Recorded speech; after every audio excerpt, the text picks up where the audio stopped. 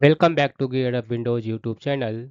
In this video, we will guide you on how to update your Google Chrome browser on Windows 11 or 10.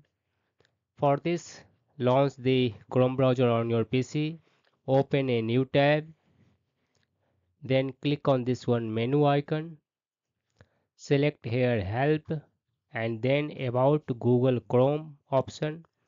Chrome will check for updates and if an update is available for your browser, it will automatically download and install it, and then you will find here a relaunch button.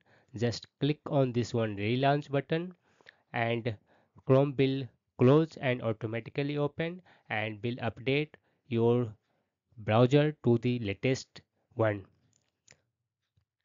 That's all about this video. If you are new to our channel Gear Up Windows, kindly subscribe it, and if you love this video, press thumbs up.